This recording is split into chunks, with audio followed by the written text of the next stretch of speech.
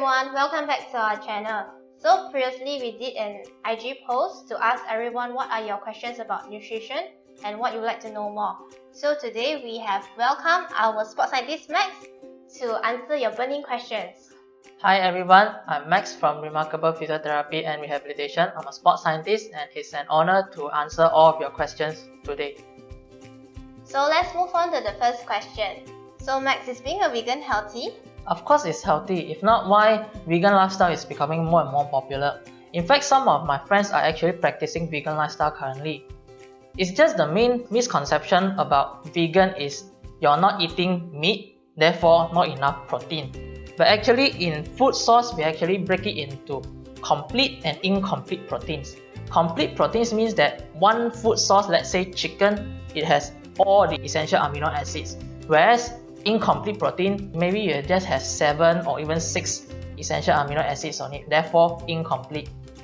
Most meat source foods are actually complete protein, whereas plant-based mostly are incomplete. And this is why the main misconception happens here. Actually, some plant-based foods such as quinoa and soy is also considered as complete protein. So if you want to become a vegan, all you need to do is just try to eat a variety of plant-based diet so that you can have all the essential amino acids in your diet, therefore complete protein intake. That's why vegan is a healthy lifestyle. So Max, a lot of people said that to remain slim and thin, we should actually avoid carbs. Is that true? Yes and no, it depends on what type of carbohydrate. So in carbohydrate, we have two types. One is simple carbohydrate, which is just your sweets, your candy, and also those syrups, sodas, and also soft drinks. Whereas complex carbohydrates are rice, bread, pasta, and all those. So in terms of reducing carbohydrate, you should only reduce simple carbohydrate, which is all those sweets and that stuff.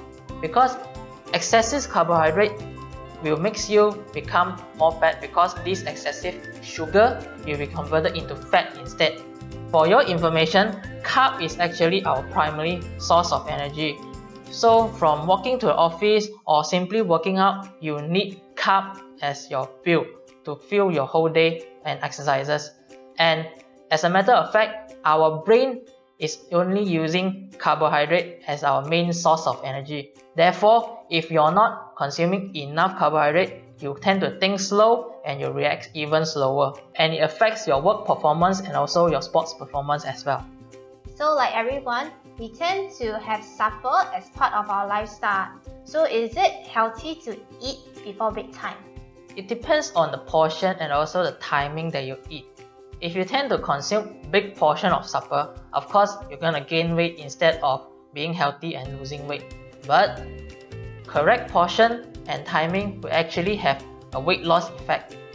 This is because during the evening time, our body tend to be the hungriest among the whole day. So if you tend to eat a lot during that time, of course our body needs a longer time to digest all of these calories. If you go to sleep right after you eat, of course you're gonna gain fat. But if you tend to eat in small portions, such as like fruits or even vegetables as your late night supper, of course this one is gonna help you to lose weight.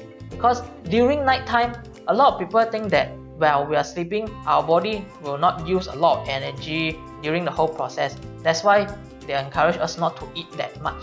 But actually, our body works the same way as we does during daytime and nighttime.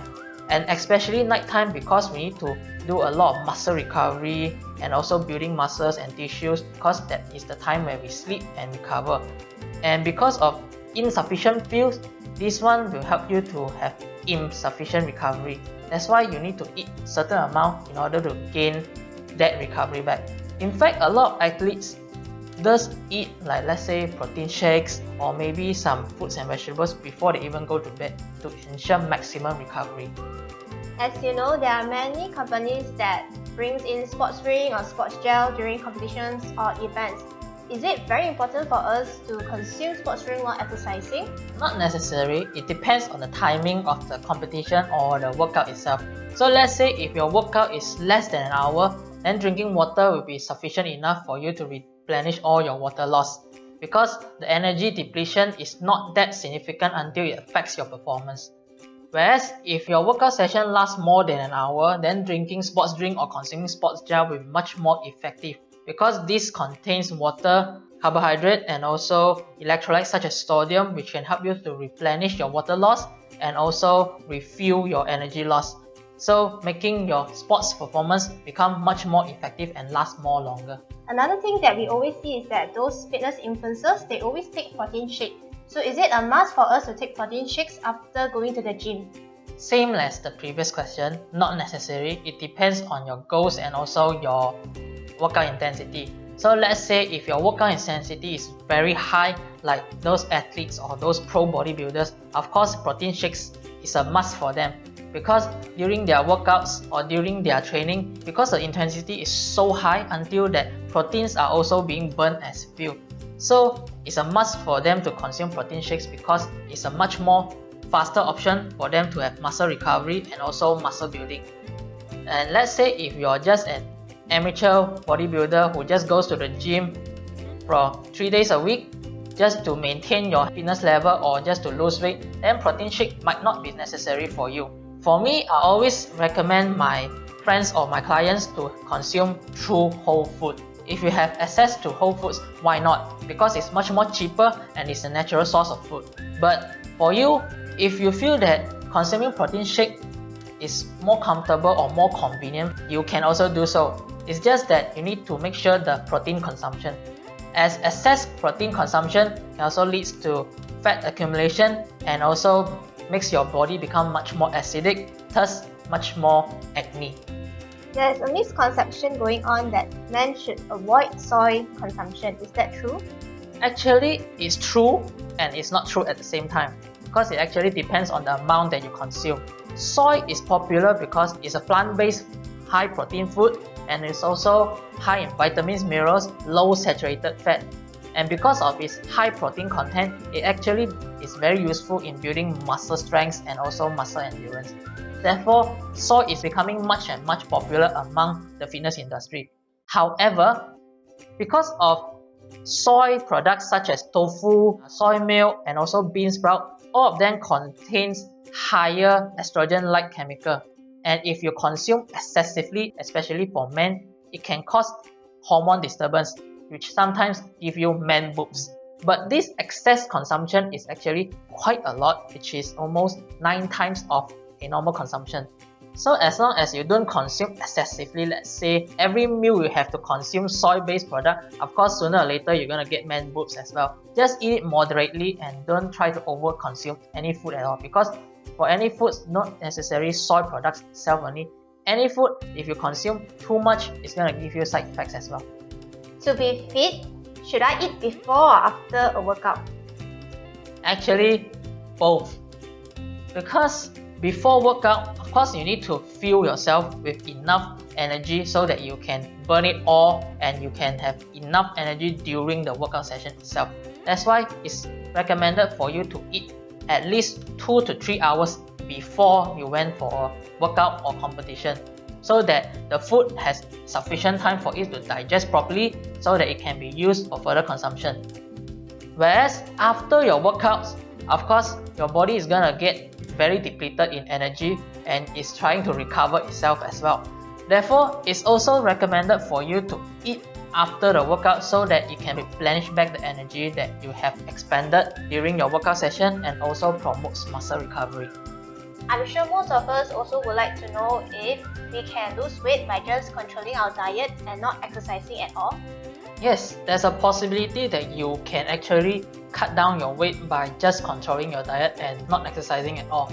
But you need to know that if you're not exercising and you're in dieting, what we call calorie deficit, your body will start to burn out all the fuels that it has inside the body, which includes of course your fat and also your muscle.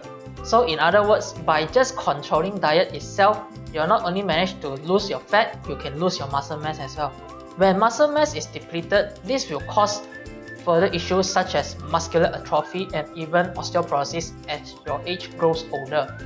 I'll still recommend you to keep on exercising, because as you exercise, your muscles will also burn fats as fuel. when it's becoming more and more well developed, then that's why by incorporating exercise and also diet, you can cut your weight in a more healthy and efficient way. So another thing is that does wearing insulated or compression clothing leads to weight loss? Not at all. Because this one is actually referring when you're wearing warm clothing, especially in Malaysia, this type of hot country, you're gonna sweat more. And when you step on the weighing scale, it gives you the perception that you're losing weight because that weight that you lose is just referring to your sweat loss only.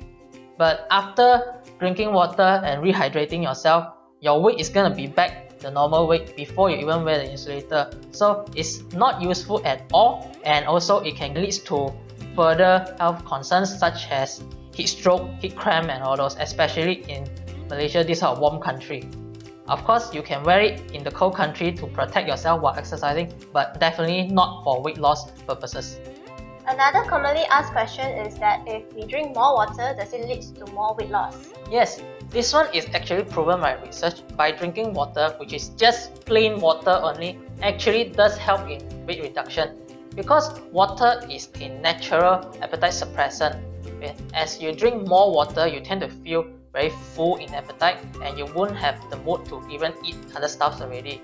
And another thing is, when you drink slightly cold temperature water, not ice water, your body will tend to use up more calories to actually warm up the water when it passes through your body, as this will lead to more energy expenditure, especially while resting.